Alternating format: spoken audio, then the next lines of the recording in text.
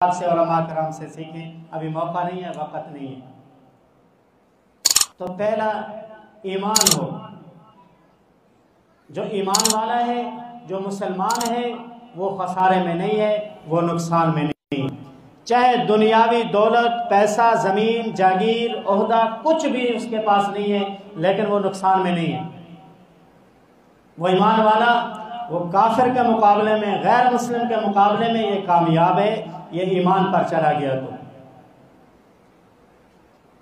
کیونکہ کافر چاہے دنیا کا حکمران ہے، دنیا کا بادشاہ ہے، وہ قیامت کے دن کہے گا ربما یود الذین کفروا لو کانوا مسلمین، ہے کاش میں مسلمان ہوتا۔ اور مسلمان غریب سے غریب تر، فقیر سے فقیر تر ایمان والا قیامت کے دن یہ نہیں کہے گا کہ اللہ میں دنیا میں غریب نہ ہوتا، ایمان والا نہ ہوتا، میں کافر ہوتا اور دنیا میں بادشاہ ہوتا، امیر دولت والا ہوتا۔ یہ ایک مسلمان بھی قیامت کے دن نہیں کہے گا، کیونکہ ایمان کی بنیاد پر کامیابی مل رہی ہوگی، ایمان کی بنیاد پر جہنم سے بچاؤ اور جنت کا داخلہ مل رہا ہوگا۔ تو کیسے وہاں کوئی کہے گا کہ میں غیر مسلم ہوتا، میں کافر ہوتا؟ تو ایمان والے کامیاب ہیں۔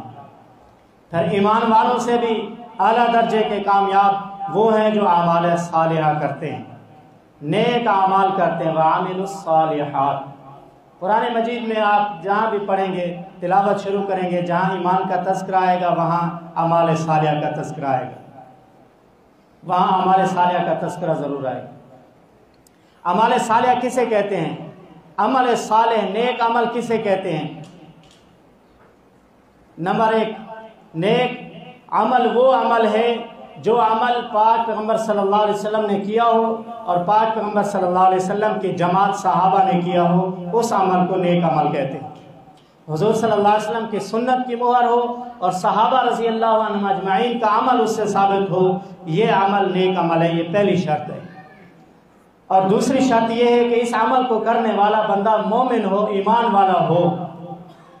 اگر کوئی غیر مسلم اس نیک عمل کو کرے گا تو وہ عمل صالح نہیں کہلایا جائے گا، اور نہ ہی اس پر قیامت کے دن ان کو ان کا بدلہ ملے گا۔ کیونکہ کفار بھی اچھے اعمال کرتے ہیں، کفار بھی اچھے اعمال کرتے ہیں۔ مثال کے طور پر بیماروں کا علاج، دوائیاں مفت تقسیم کرنا، روڈ بنا دینا، ہسپتال بنا دینا، اس طرح کے رفاہی کا زلزلہ آ جائے یا کوئی ایسی آفت آ جائے وہاں جا کر امداد کرتے ہیں، یہ تمام نیک اعمال ہیں، خدمت خلق ہے، یہ نیک اعمال ہیں۔ لیکن ان نیک اعمال پر کفار کو قیامت کے دن بدلہ نہیں ملے گا، کیونکہ یہ عمل صالح نہیں ہے۔ ان کا بدلہ دنیا میں اللہ ان کو دے دیتے ہیں، مرنے کے بعد نہیں ملے گا۔ کیوں؟ وجہ ایمان نہیں ہے۔ وجہ یہ ہے کہ ان کے اندر ایمان نہیں ہے، کلمہ نہیں پڑھا، اس لیے ان کو آخرت میں ان کا بدلہ نہیں ملے گا۔ تو دوسری شرط عمل صالح کی یہ ہے ایمان والا ہو، سنت ہو، صحابہ سے عمل ثابت ہو اور ایمان والا کرے۔ تیسری شرط یہ ہے کہ اللہ کو راضی کرنے کے نیت سے کرے، ریاکاری نہ ہو، شہرت نہ ہو، دکھاوا نہ ہو۔ اگر ریاکاری ہوگی تو یہ نیک عمل نہیں رہے گا، عمل صالح نہیں رہے گا، اس کا بدلہ قیامت کے دن اس کو نہیں ملے گا۔ حدیث پاک میں آتا ہے اللہ تعالیٰ فرما دیں گے جا جس کے لیے تو نے کیا اس سے لے لے، میرے لیے کیا نہیں ہے تو میں اس کا بدلہ کیوں دوں؟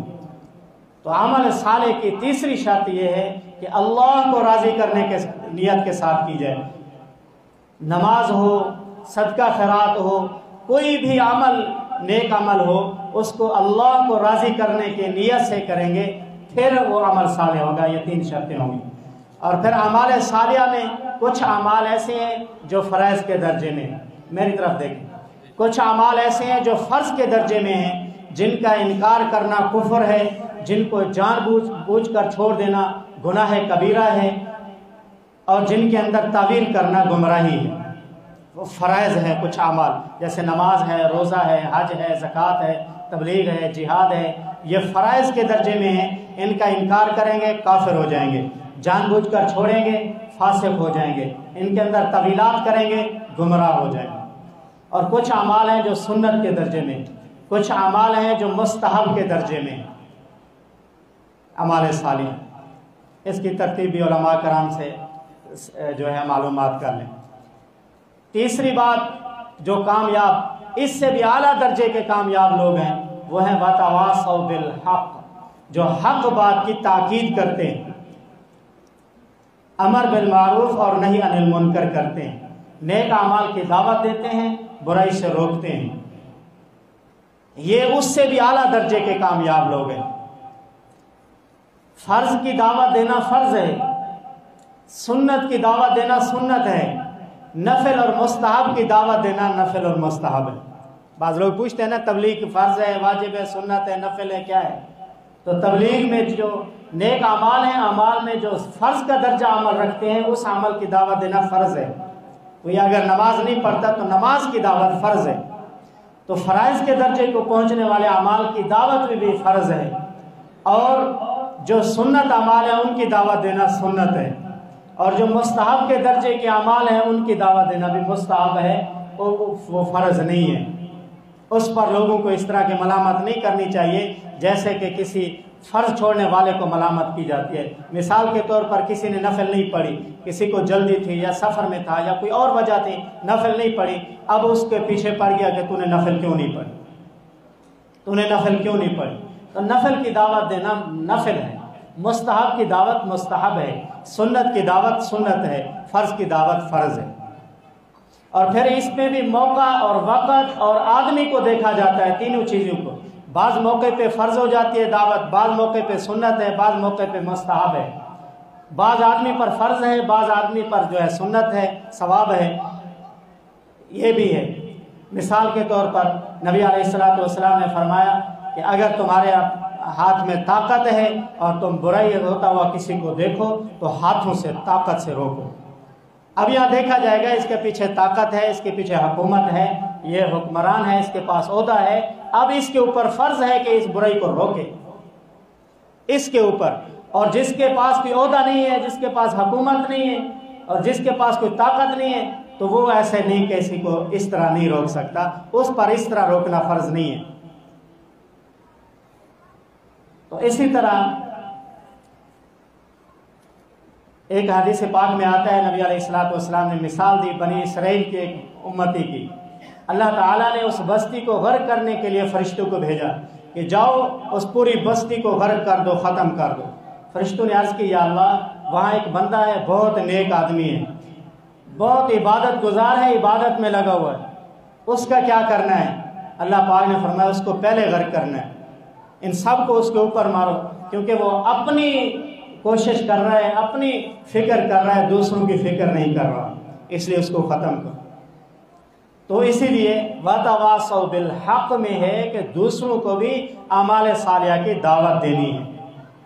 اب کیسے دینی ہے وہ میں نے عرض کیا کر دیا ہے، عہدہ ہے، حکومت ہے، تو پھر زور سے جو ہے اس کو دعوت دینی ہے۔ اگر ایسا نہیں ہے تو پھر زبان سے دینی ہے، پھر ترغیب دینی ہے جیسے تبلیغ والے دیتے ہیں۔ اگر اتنی بھی طاقت نہیں ہے کہ زبان سے بھی سمجھائیں گے تو بھی فساد کھڑا ہو جائے گا، تو پھر یہ ہے کہ خود سائڈ پہ ہو جاؤ، وہ برائی والی جگہ چھوڑ دو۔ لیکن حضور علیہ السلام نے فرمایا یہ ایمان کا آخری اور کمزور درجہ ہے۔ وَتَوَاصَوْا بِالْحَقِّ، دوسروں کو دعوت دینا بہت عظیم الشان عمل ہے۔ میں نے آیت پڑھی تھی وَمَنْ أَحْسَنُ قَوْلًا مِّمَّنْ دَعَا إِلَى اللَّهِ وَعَمِلَ صَالِحًا وَقَالَ إِنَّنِي مِنَ الْمُسْلِمِينَ۔ میں سب سے سونی، احسن اور اچھی بات اس کی ہے جو لوگوں کو اللہ کی طرف بلاتا ہے، اللہ کی طرف بلاتا ہے، مطلب یہ ہے اللہ کے دین کی طرف دعوت دیتا ہے۔